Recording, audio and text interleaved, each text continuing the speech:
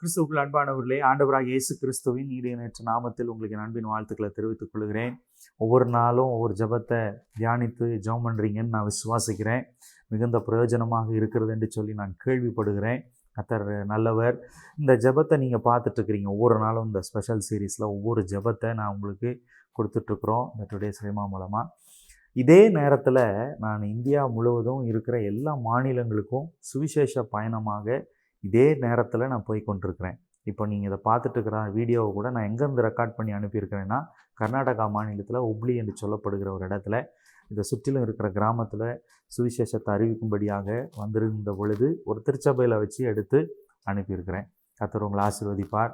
இந்த ஊழியத்துக்காக ஜெபம் பண்ணிக்கொள்ளுங்கள். எனக்கு சுவிசேஷ பாரம் அதிகம். எப்படியாவது இயேசுவை இந்தியா முழுவதும் இருக்கிற எல்லாருக்கும் சொல்லணும்னு சொல்லிட்டு எனக்கு பெரிய ஒரு பாரம், தரிசனம். நம்ம ஊழியத்துக்காக, மிஷினரி ஊழியத்துக்காக, சத்தீஸ்கர், ஒடிசாவில் நடக்கிற ஊழியத்துக்காக ஜெபம் பண்ணிக்கொள்ளுங்க. கர்த்தர் உங்களை ஆசீர்வதிப்பார். இன்றைக்கி ஒரு ஜெபத்தை நம்ம ஏறெடுக்க போகிறோம். 2 ராஜாக்களின் புஸ்தகம் 20ஆம் அதிகாரம் 3வது வசனம். கர்த்தாவே, நான் உமக்கு முன்பாக உண்மையும் மன உத்தமமாய் நடந்து உமது பார்வைக்கு நலமானதை செய்தேன் என்பதை நினைத்தருளும் என்று விண்ணப்பம் பண்ணினான். எசேக்கியா மிகவும் அழுதான். எசேக்கியா ராஜா வியாதிப்பட்டு மரண தருவாயில் படுக்கையாக இருக்கிறான். அப்படி இருக்கிறதான வேலையில் ஆண்டவர் ஏசாயா தீர்க்கதரிசியை அனுப்புகிறார். போய் சொல்லு, நீ என்ன சொல்லு அப்படின்னா, நீ பிழைக்க மாட்டப்பா, மரித்து போயிடுவ, நீயே உன் வீட்டின் காரியத்தை எல்லாவற்றையும் நீ ஆயத்தம் பண்ணு அப்படின்னு சொல்லிட்டு ஆண்டவர் சொல்லி அனுப்புகிறார். தீர்க்கதரிசிக்கு என்ன வேலை? வந்து எசேக்கியா ராஜாவை பார்த்து, ஒரு தேசத்தை அரசாளுகிற ராஜா, நீ செத்து போயிடுவ, மரித்து போயிடுவ அப்படின்னு சொன்னால் எப்படி பாருங்க. ஆண்டவர் சொல்கிற வார்த்தையை நீர் மரித்து போவீர், இனி பிழைக்க மாட்டீர், உன் வியாதி பயங்கரமாக இருக்குது, நீரே உன்னுடைய வீட்டின் காரியத்தை எல்லாவற்றையும் ஒழுங்குபடுத்தும், யார் யார்கிட்டலாம் சொல்லணுமோ அதெல்லாம் சொல்லி அனுப்பிடும் சொல்லிட்டு போயிட்டான். இதை கேட்ட உடனேயே பாருங்க, இந்த ஒரு நீ மரணம் என்னைக்கும் வரதானே செய்யும், மரண தருவாயில் இருக்கிறதான இந்த வேலையில் இந்த வார்த்தையை கேட்ட உடனேயே அவனுக்கு மனம் கசந்து ரொம்ப உடஞ்சி போயிட்டான். ஐயோ, நான் செத்து போயிடுவேன்னு சொல்லிட்டாரே ஆண்டவர், நான் மரித்து போவேன்னு சொல்லிட்டாரே ஆண்டவர்னு சொல்லிட்டு மனம் கசந்து அழுது சுவர்புறமாக திரும்பிட்டு, அந்த பக்கம் எல்லாரும் ஒருவேளை எசேக்கியா நின்று சொன்ன பகுதியிலிருந்து பார்த்தா நிறைய பேர் நின்று அவனை பார்த்து கொண்டிருக்கலாம். அவன் பணிவிடைக்காரர்கள், அவன் வீட்டார்கள் எல்லாரும் அவனை பார்த்துருக்கலாம். இந்த சத்தத்தை, இந்த வார்த்தை, இந்த தீர்க்க தரிசனத்தை கேட்ட உடனேயே அவன் செவர்புறமாக திரும்பி மனம் கசந்து அழுது ஒரு விண்ணப்பம் பண்ணுகிறான். கர்த்தாவே, நான் உமக்கு முன்பாக மன உத்தமமாய், ஆண்டவரே உண்மையாய் இருந்தனே, அதை ஒரு விசை நினைத்தருளுங்க, அதை நினைத்தருளுங்க ஆண்டவரேன்னு சொல்லிட்டு விண்ணப்பம் பண்ணி மிகவும் அழுதானா. ஒருவேளை உங்கள் வாழ்க்கையில் நெகட்டிவான விஷயம், ஏதோ ஒன்று நெகட்டிவான செய்தி, இல்லை ஏதோ ஒரு துர்ச்செய்தி, ஏதோ ஒரு அசம்பாவிதம் நடந்துருச்சேன்னு சொல்லி அழுது கொண்டிருக்கிறீங்களா?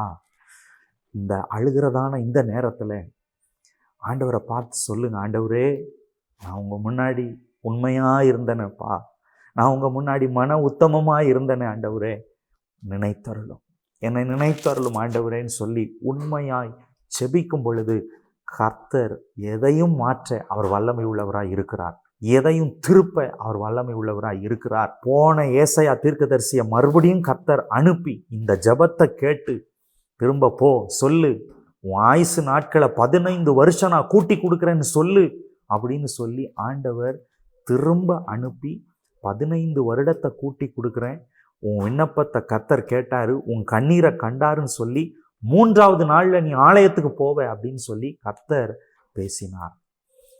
இன்னைக்கு படுக்கையில் இருக்கிறீங்களா? யாராவது வியாதியோடு இருக்கிறீங்களா? பிரச்சனையோடு இருக்கிறீங்களா? ஆலயத்துக்கு போக முடியாமல் சூழ்நிலையில் இருக்கிறேன்னு சொல்கிறீங்களா? கர்த்தர் உங்கள் சூழ்நிலையை மாற்றுவதற்கு இந்த ஜெபத்தை பண்ணுங்க.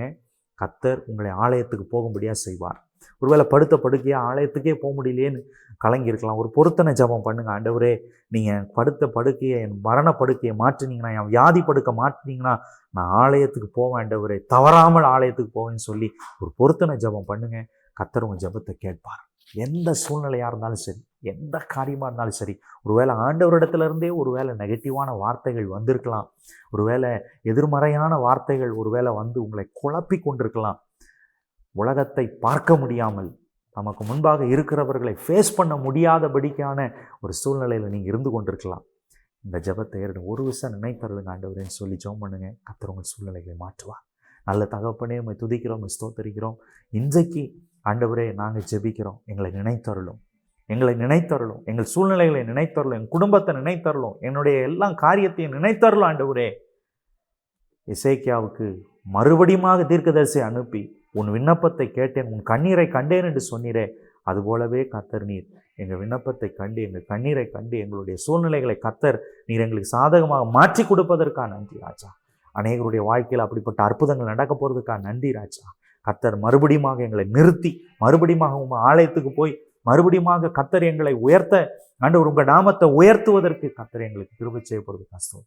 தாழ்த்தி ஒப்பு கொடுக்குறோம். உன் நாமம் மகிமைப்படட்டும். இயேசுவின் நாமத்தில் ஜெபிக்கிறோம் பரலோக நல்ல பிதாவே. ஆமென், ஆமென், ஆமென். கர்த்தர் நல்லவர், உங்களை ஆசீர்வதிப்பார். தேங்க்யூ. God bless you.